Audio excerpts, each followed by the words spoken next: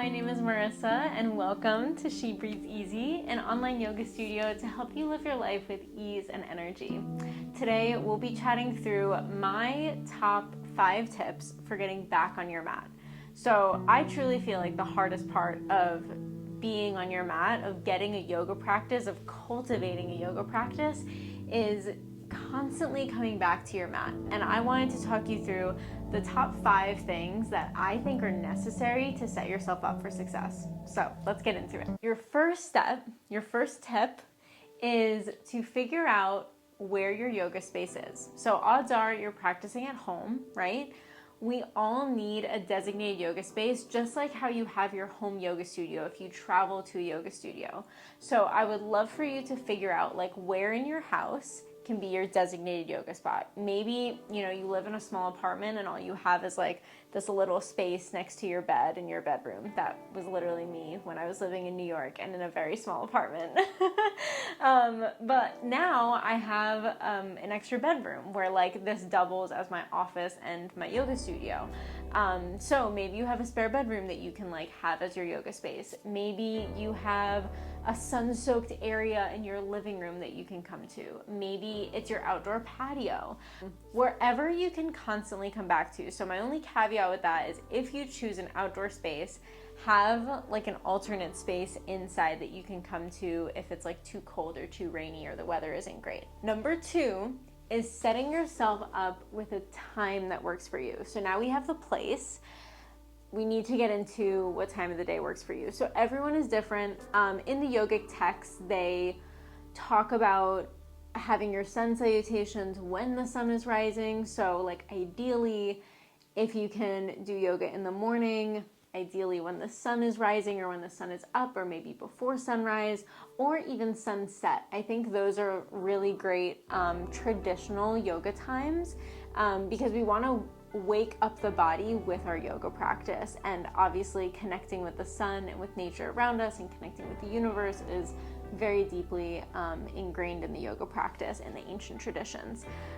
However, we live very busy lives, and some of us can't always do that. So maybe check in with what your calendar looks like, with where your energy is at, and think about, what does consistency look like for me?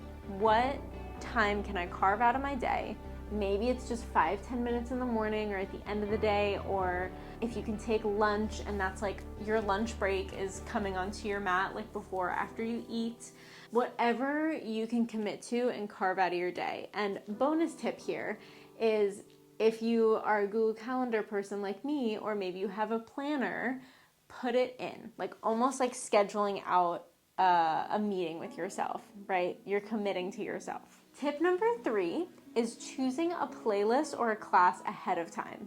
This really helps with the decision fatigue, especially if you're waking up early to get your yoga practice in, but you are just on YouTube and you're there are a bunch of yoga classes here and I'm half asleep. That really can be a make or break for if you actually get your yoga practice in. So maybe if you're practicing in the morning the night before, or maybe if you practice at the end of the day that morning, ahead of time, have a yoga class picked out, or if you flow on your own, maybe you have a playlist picked out where you can come into your practice very easily. You don't have to make any decisions. You can just open up the laptop. There it is, ready to go.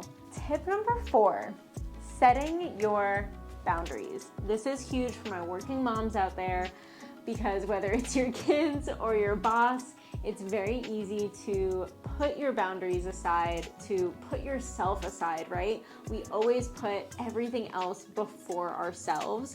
And this is a very key part of creating your yoga practice, is that you need your boundaries, right? You need to put it in your calendar to let your spouse know, hey, you got to take care of the kids, or your nanny or whoever you have, take care of the kids. I'm taking care of myself during this time.